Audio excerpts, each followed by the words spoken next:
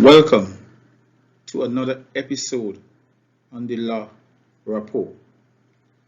Today, I would like to discuss the issue of the burden of proof in criminal cases. And as a matter of disclaimer, this is not legal advice. It should not be construed as such.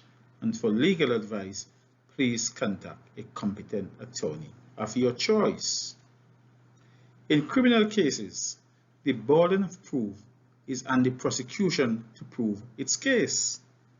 The standard required of the prosecution is that they prove the case against the defendant beyond reasonable doubt. Beyond reasonable doubt is the same as being satisfied as to be sure of the defendant's guilt. The Judicial Studies Board guidance is that juries must be assisted by the trial judge by being told that in order to convict a defendant, they must be persuaded so that they are sure of the defendant's guilt. Nothing less will suffice. The prosecution has a legal obligation to prove the facts in issue at trial if it is to succeed, together with disproving any facts that the defendant may raise in his or her defense. In addition, the prosecution must prove all elements of the offense. The civil standard of burden of proof is much lower than in criminal matters. The civil standard is on a balance of probabilities, often referred to in judgments in civil cases as more likely than not.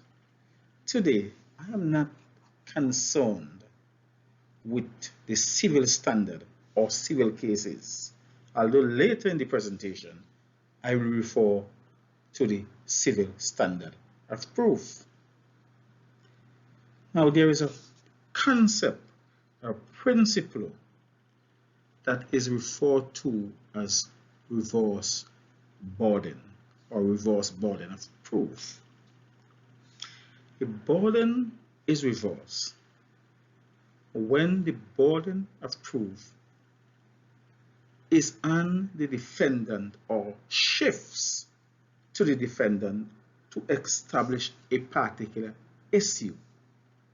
This is often referred to as a reverse burden because it places an obligation on the defense to establish a particular fact. In the case of Regina Lambert 2001, a case that was decided by the House of Lords, the issue of reverse burden was carefully examined and pronounced on by the House of Lords. When dealing with the burden of proof, there are two terms that are used very often. One is the legal burden and the other is the evidential burden. The legal burden in relation to a matter means the burden of proving the existence of the matter or the fact in issue. The evidential burden, on the other hand, is a persuasive but not a legal burden of proof, which only requires the accused person or the defendant to prove on a balance of probability. And there I return to the civil standard, the balance of probability, as I promised earlier. And the defendant is required to prove on a balance of probability a fact which is essential to the determination of his guilt or innocence.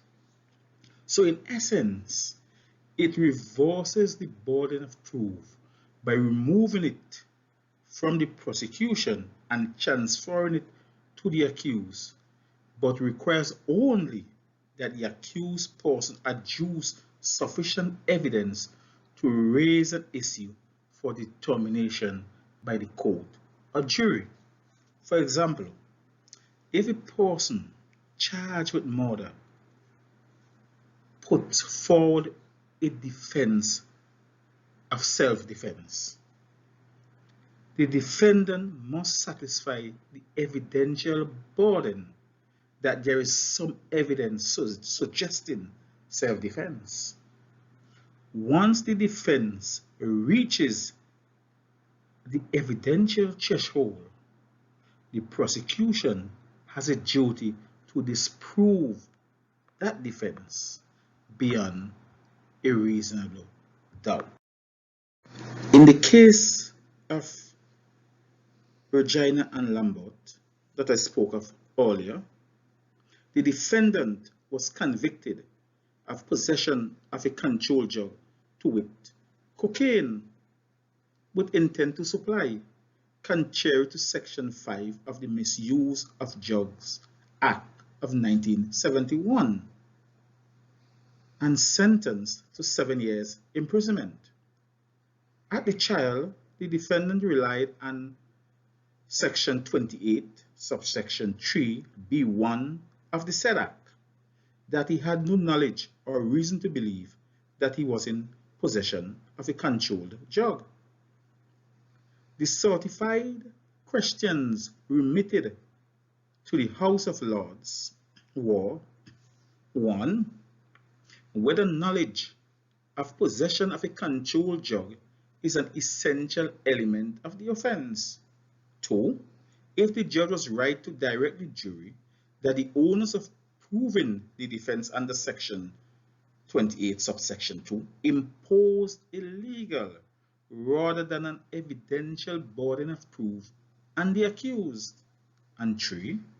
If an appeal lodged after the Human Rights Act of 1998 came into force could rely on an alleged breach of convention rights by the investigating or prosecuting authority at a trial which took place before the Human Rights Act of 1998 came into force.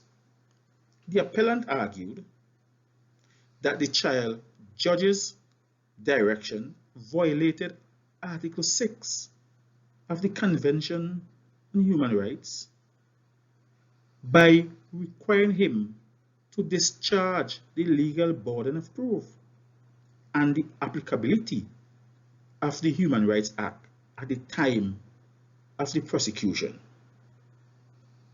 The House of Lords rejected the appeal and did not consider the Human Rights Act of 1998 could apply retroactively, but it held that Section 28 of the Misuse of Drugs Act of 1971 should be read in light of the convention rights as requiring the accused only to discharge an evidential burden of proof. The Control of Drugs Ordinance of the Turks and Caicos Islands contain similar provisions as the Misuse of Drugs Act of 1971, which is a United Kingdom legislation. Section 12 of the ordinance, and in particular Section 12 subsection 3b, provides the following. It says that a person charged with an offense under any of the sections above, 5, 6, 9, and 11, shall be acquitted thereof if he proves that he neither believed nor suspected, nor had a reason to suspect that the substance or product in question was a controlled drug. Or 2, if he proves that he believed the substance or product in question to be a controlled drug or a controlled drug of a description such that if it had in fact been a controlled drug or a controlled drug of that description, he would not at the material time have been committing any offense to which this section applies. This section was examined by our own Turks and Caicos Islands Court of Appeal in the case of Newell Williams and the Queen. The Court of Appeal, following the decision in the House of Lords in the case of Lambert, held that the section only imposed an evidential burden on a defendant who relies on the section to advance a defense. The court found that during the trial judge summation to the jury repeatedly emphasized that the defendant must prove and should prove may have led the jury into believing that the section imposed a legal burden on the defendant. As a result, the conviction was set aside and a retrial was ordered. Now, how does reverse burden of proof affect the presumption of innocence? Well, in the case of R and Kehoe, 2007, England Wales Court of Appeal case, it was held that a reverse burden of proof under sections 2 and 3 of the Official Secrets Act of 1989 should be treated as an evidential burden only in order to ensure compatibility with Article 6 of the European Convention on Human Rights, which is in essence encompasses the right to a fair trial. And in the case of Aaron Lambert that I repeatedly spoke about during this presentation, Lord Stein said that a transfer of a legal burden on a defendant amounts to a far more drastic interference with the presumption of innocence than the creation of an evidential burden on the accused. So in conclusion, it appears that from the learning emanating from this area of law, that the court is satisfied that where a defendant has to discharge or meet an evidential burden of proof, there is no violence done to the presumption of innocence, and the prosecution still has the legal burden of proving the case beyond reasonable doubt. Thank you for listening.